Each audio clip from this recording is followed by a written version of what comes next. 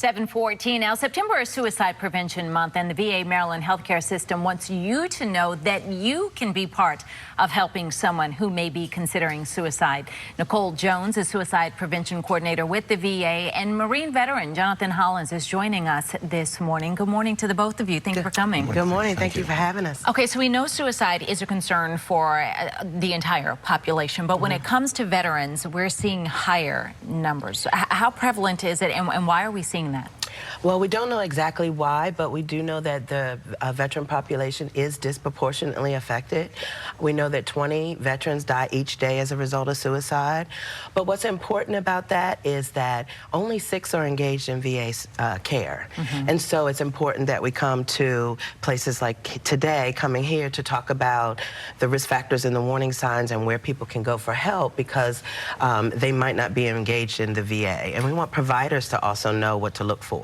Jonathan, what is your experience with suicide and your involvement in spreading the word about awareness? Well, as you said, I'm a Marine Corps veteran, and I've been working on the team now for about 6 years, well, 5 years, excuse me. But I had my difficulties with PTSD, depression, substance abuse, came to the VA a number of years ago and was treated well and went through some pretty rough times and recovered there, and have since been working there helping other veterans find the same help that I did. So I basically on the team, when I am sort of liaison between the veteran, the clinicians and the veteran, because I sort of speak their language. They tend to warm up to me a little quicker sometimes, not always, but sometimes.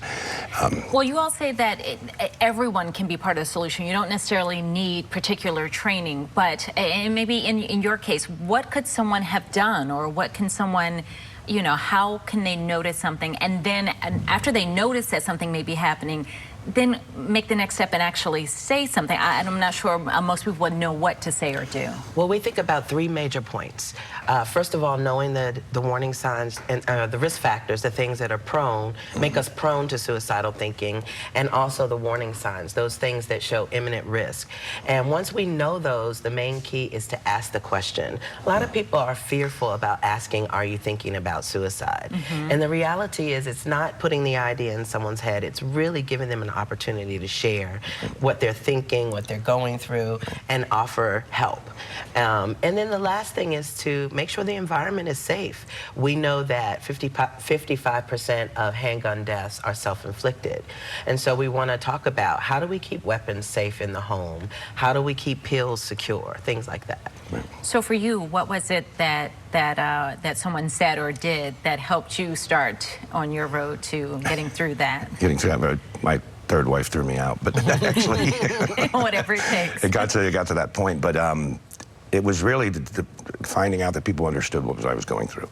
And like you said, when someone asks that question, if a person's thinking about dying by suicide and someone says, are you thinking about it? It's actually, a lot of folks have told me that's a relief when they finally hear that from someone, because they feel like they're alone with it.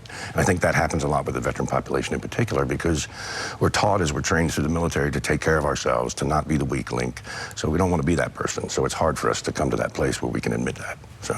All right, and there is a number that people can call veterans if they are in crisis, or if they just need to talk to someone. What's that number for them to reach out? It's the 1-800-273-TALK, which is 8255, and it's a national suicide prevention hotline. But what we've actually did at the VA nationally is allowed where veterans can actually press 1, and it goes directly to a veteran hotline. And there's 24 hours, 7 days a week. There's someone there to offer help and support. Well, thank you both so much for you. spreading awareness about this. It is 7:18 now. We need to get over to Jonathan and see what's happening with the forecast.